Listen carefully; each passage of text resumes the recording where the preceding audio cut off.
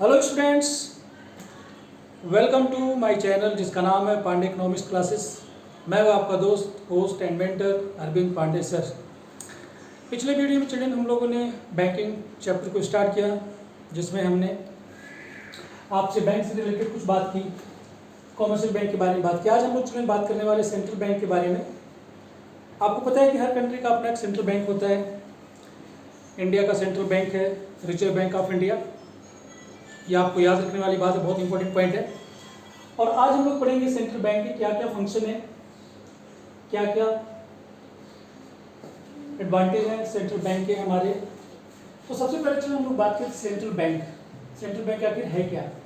जैसा कि मैंने बताया चलो हर कंट्री का अपना एक सेंट्रल बैंक होता है, और उस सेंट्रल बैंक का काम क्या है कि जितना भी उस कंट्री में फिनेंशियल सेक्टर है उसको वो बैंकिंग सिस्टम को कंट्रोल और रेगुलेट करने का काम करता है। तो वही इसका नाम है central bank. It is an apex body. Apex का मतलब होता है सुप्रीम या सबसे बड़ा एक बॉडी है। बॉडी जैसे हमारी तो आपकी तरह बॉडी नहीं चाहिए, ये वो बॉडी है जो कंट्रोल करती है, कंट्रोल्स इंटायर बैंकिंग सिस्टम। ठीक है, हमारी कंट्री में जो भी बैंकिंग सिस्टम है उनके लिए रूल बनाना, रेगुलेशन बनाना, वो कैसे काम करेंगे, वेलफेयर के लिए काम करेंगे काम करेंगे या प्रॉफिट के लिए काम करेंगे, या उनके लिए जितने भी रूल और रेगुलेशंस हैं according to the welfare of the people, सब कुछ सेंट्रल बैंक के द्वारा डिसाइड किया जाता है। और जो कमर्शियल बैंक है वो रूल और रेगुलेशन को फॉलो करते हैं। कहने का मतलब ये है, हम ये कह सकते हैं कि जितने भी कमर्शियल बैंक हैं वो सेंट्रल बैंक के अंडर में ही काम करते हैं। Central bank of India, India का जो चिल्ड्रन सेंट्रल बैंक है उसका नाम है रिजर्व बैंक ऑफ इंडिया। ठीक है, ये याद रखने वाली बात है। और अभी जो हमारे जो रिजर्व बैंक ऑफ इंडिया उसके जो गवर्नर है प्रेजेंट में, उनका नाम है मिस्टर संजय मल्होत्रा। ठीक है, दिसंबर 11 यानी 11 दिसंबर 2025 को इनको आरबीआई का गवर्नर बनाया गया। ये आपको ध्यान रखना है, आपसे क्वेश्चन पूछा जा सकता है। अब हम चलें आ जाते हैं इस टॉपिक के, इस वीडियो के मेन इंपॉर्टेंट पॉइंट में जो हम लोग डिस्कस करने वाले हैं, जिसमें सबसे पहले इशू ऑफ करेंसी। जो सेंट्रल बैंक के चिल्ड्रन केवल उसी के पास ये सोल अथॉरिटी है, सोल पावर है कि वो कंट्री में करेंसी को प्रिंट करें और सप्लाई करें। तो इंडिया में हमारा जो सेंट्रल बैंक के children reserve bank of India है, और रिजर्व बैंक ऑफ इंडिया का काम क्या है कि 1 रुपये से ज़्यादा के जितनी भी करेंसी हैं, जितने भी नोट हैं, उनको प्रिंट करना, पब्लिश करना और सप्लाई करने का जो काम है वो रिजर्व बैंक ऑफ इंडिया का है। तो जिसमें चिल्ड्रन कॉइन्स की अगर मैं बात करूँ तो ₹1 के कॉइन्स और जो नोट है, ठीक है ना, ₹1 का कॉइन और ₹1 का जो नोट है, इनको प्रिंट करने का काम, प्रिंट कर कह लो या मिंट कह लो, एंड सप्लाई करने का जो काम है चिल्ड्रन वो तो है गवर्नमेंट का एक डिपार्टमेंट है, उसको हम कहते हैं मिनिस्ट्री ऑफ फिनांस। ठीक है, फिनांस मिनिस्टर की इसमें सिग्नेचर होते हैं। तो मिनिस्टर ऑफ फिनांस का काम क्या है कि वो ₹1 की नोट और ₹1 की जो कॉइन है उसको प्रिंट करता है या मिंट करता है और सप्लाई करता है। लेकिन ₹1 से ऊपर की जितनी भी करेंसी है, ठीक है ना, उसको प्रिंट करने का काम और सप्लाई करने का काम जो चलिए वो रिजर्व बैंक ऑफ इंडिया का है, जिसमें हम ₹5, 10, 20, 50, 100, 200 एंड ₹500, ये जितनी भी करेंसी है चिल्ड्रन, इसको प्रिंट करने की जो रिस्पॉन्सिबिलिटी है, जो सोल अथॉरिटी है, वो केवल सेंट्रल बैंक के पास है।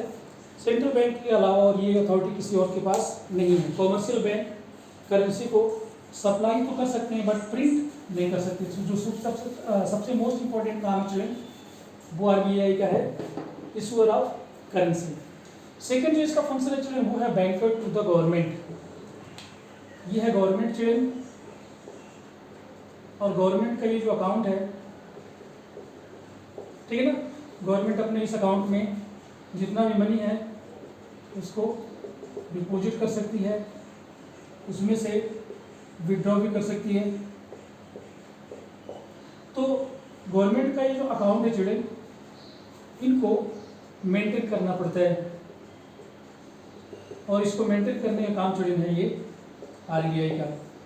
जैसे हमारा बैंक कॉमर्शियल बैंक है, ऐसे गवर्नमेंट का जो बैंक है वो है RBI। जिस तरीके से हम अपना अकाउंट बैंक में ओपन करते हैं और जब भी हमारे पास सरप्लस अमाउंट आता है तो वो हम अपने अकाउंट में डिपॉजिट कर सकते हैं, जब भी हमें लोन की ज़रूरत होती है वो हम अपने अकाउंट से बोरो कर सकते हैं, उस बैंक से बोरो कर सकते हैं। इसी तरीके से चलें, RBI जो है वो गवर्नमेंट का बैंक है। RBI गवर्नमेंट के अकाउंट को मेंटेन करती है, उसके सरप्लस उसको अपने पास डिपॉजिट करती है और जब भी गवर्नमेंट को लोन की ज़रूरत होती है गवर्नमेंट को लोन देता है। समय समय पर गवर्नमेंट को RBI मॉनेटरी पॉलिसी बनाने में भी हेल्प करता है, एडवाइस भी करता है, सजेस्ट भी करता है। जैसे हमें हमारा बैंक समय समय पर एडवाइस देता रहता है कि कौन सा नया पॉलिसी आई है जिसको हम यूज़ कर सकते हैं। इसी तरह गवर्नमेंट जो है according to the need of the society, according to the need of the economy, government को समय समय पर मॉनेटरी पॉलिसी को बनाने की एडवाइस देता रहता है। नेक्स्ट है children bankers bank and supervisory role. Bankers bank यानी हम कह सकते हैं बैंकों का बैंक। जैसे हमारा जो अकाउंट है चिल्ड्रन बैंकों के पास कॉमर्शियल बैंक में होता है, ऐसे जितने भी कॉमर्शियल बैंक हैं उन सभी का जो अकाउंट है वो RBI के पास होता है। जैसे हम अपने अमाउंट को अपने अकाउंट में डिपॉजिट कर सकते हैं और जब चाहें तब बैंक से हम बोरो कर सकते हैं। उसी तरीके से चिल्ड्रन कॉमर्शियल बैंक का अकाउंट RBI के पास होता है और कॉमर्शियल बैंक अपने सरप्लस अमाउंट को commercial reserve bank of India यानी कि RBI के पास डिपॉजिट कर सकते हैं और जब उनको पैसे की कमी होती है, उनको बोरो करने की जरूरत है या लोन की जरूरत होती है, वो RBI से बोरो कर सकते हैं। दूसरा चिल्ड्रन सुपरवाइजरी रोल। जैसा कि मैंने चिल्ड्रन आपको बिगनिंग में ही बताया कि जो सेंट्रल बैंक है वो अपेक्स बॉडी है और वो सभी बैंक को कंट्रोल करता है और मैनेज करता है banking system of the country को।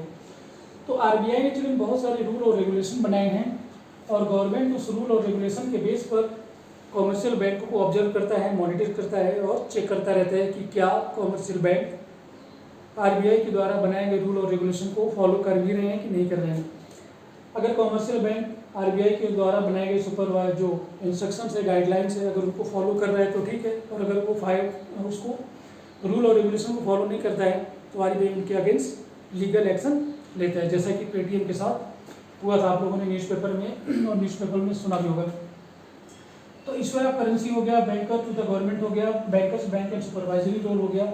लास्ट में next children lender of the last resort. इसे चिल्ड्रन हम हिंदी में कहते हैं डूबते को तिनके का सहारा।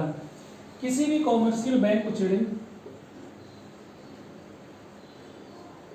किसी भी कॉमर्शियल बैंक को अगर उसकी कोई इमरजेंसी की ज़रूरत है, इमरजेंसी कंडीशन में है और उसको सडनली मनी की ज़रूरत है, पैसे की ज़रूरत है, तो वो क्या करता है, जितने भी अदर सोर्स हैं उनको यूज़ करता है। जैसे वो अपने किसी और ब्रांच से पैसे मांग सकता है, किसी और बैंक से मांग सकता है। जैसे SBI को पैसे की ज़रूरत है तो वो PNB से मांग सकता है, PNB को ज़रूरत है वो बैंक ऑफ बड़ौदा से मांग सकता है, ठीक है। और भी सोर्सेज से वो अगर उसको पैसे की ज़रूरत है, उसके पास मनी क्रंच है, कैश क्रंच है, तो और सोर्स से वो कोशिश करता है कि पैसे मिल जाए। लेकिन जब उसको कहीं से भी पैसे नहीं मिलते हैं, कहीं से भी उसकी हेल्प नहीं मिलती है, तो वो लास्ट में RBI के पास जाता है और RBI इसकी हेल्प करता है।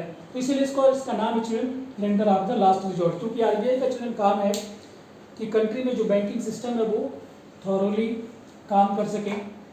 और अगर कोई भी कॉमर्शियल बैंक के पास कोई प्रॉब्लम है, कोई मुसीबत आती है, मनी की कमी है, उसको पैसे की ज़रूरत है, इमरजेंसी की कंडीशन में है, तो RBI इसकी हेल्प करता है, जैसा कि यस बैंक के केस में चल रहा था पहले, ठीक है। यस बैंक को RBI ने काफ़ी हेल्प की है, अभी वो सर्वाइव करने की कोशिश कर रहा है। तो हम कह सकते हैं कि RBI is the lender of last resort. इसके बाद चलिए एक और पॉइंट आता है, उसका नाम है custodian of foreign exchange. Foreign exchange, ठीक है चिल्ड्रन। फॉरेन एक्सचेंज का मतलब चिल्ड्रन हमारे लिए डॉलर है। हमें डॉलर की चिल्ड्रन जरूरत होती है जब भी हम एक्सपोर्ट करते हैं या हमें दूसरी कंट्री से कुछ इंपोर्ट करना होता है, या हमें दूसरी कंट्री में FDI करना होता है, या दूसरी कंट्री में जाकर हमें उनके जो शेयर हैं, डिवेंचर हैं, उनको अगर हमें परचेज करना है, तो इन सब चीज़ों के लिए चिल्ड्रन हमें फॉरेन एक्सचेंज की ज़रूरत होती है, यानी दूसरे कंट्री की जो करेंसी है हमें उसकी ज़रूरत होती है। तो इस करेंसी को कस्टडी यानी अपने पास रखने की, खरीदने की और बेचने की जो सोल अथॉरिटी है वो चिल्ड्रन RBI की है। और RBI हमारा जो है सेंट्रल बैंक है। सेंट्रल बैंक क्या करता है कि अपने पास फॉरेन एक्सचेंज का रिजर्व रखता है, ठीक है। और कंट्री में जब भी किसी बैंक को, किसी इंडिविजुअल को फॉरेन करेंसी की ज़रूरत होती है, तो फॉरेन करेंसी की जो नीड है वो सेंट्रल बैंक के द्वारा पूरा किया जाता है, क्योंकि आरबीआई के पास इसकी कस्टडी है कि वो जितने भी फॉरेन एक्सचेंज है उसको वो अपने पास रखता है। और अपने पास रखने से क्या है कि जितनी ज़रूरत होती है उतना वो सप्लाई करता है, और जो सरप्लस में है वो अपने पास डिपॉजिट करके रखता है। तो हम कह सकते हैं कि जो फॉरेन एक्सचेंज की जो कस्टडी है वो foreign reserve bank of India यानी सेंट्रल बैंक के पास होती है, और किसी के पास इसकी अथॉरिटी चिल्ड्रन नहीं है। इसके बाद चिल्ड्रन एक सेकेंड लास्ट फंक्शन है, वो है clearing house function. Clearing house function. इसमें चिल्ड्रन होता क्या है कि मान के चलते हैं कि एसबीआई है और ये है पीएनबी, ठीक है ना। तो एसबीआई के पास एक चेक आया है 10,000 रुपीज़ का, जिसको पीएनबी में ड्रॉ करना है। इसी तरीके से चिल्ड्रन पीएनबी के पास भी एक चेक आया है 15,000 का, जिसको ड्रॉन ऑन एसबीआई में होना है।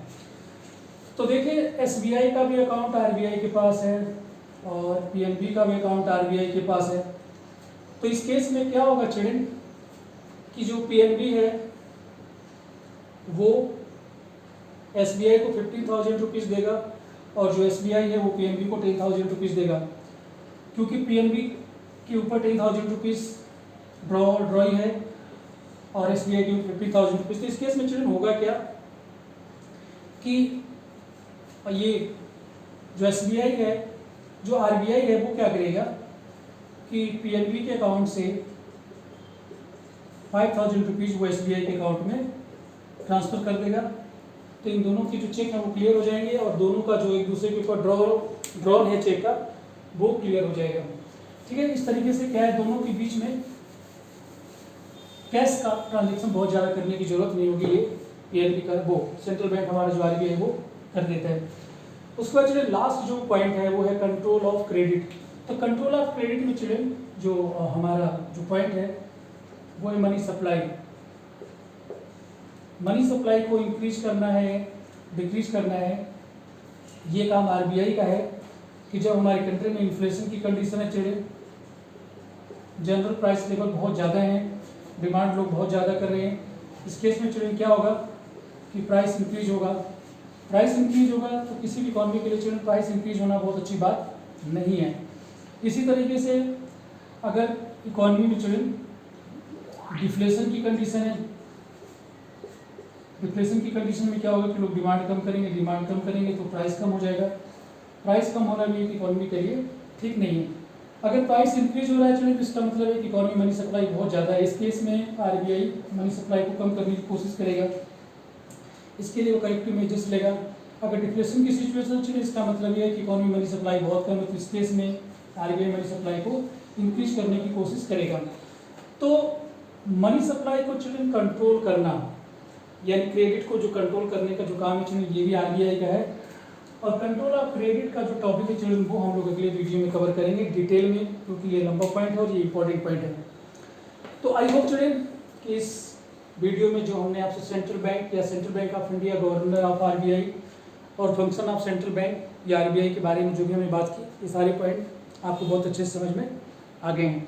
अगर पॉइंट समझ में आ रहे हैं चिल्ड्रन तो आप हमारे चैनल को सब्सक्राइब करिए, वीडियो को लाइक करिए और अपने फ्रेंड के साथ शेयर भी कर सकते हैं जो क्लास 12th का स्टूडेंट है। So that's all for this video. See you in the next video. Till then, take care. God bless you all.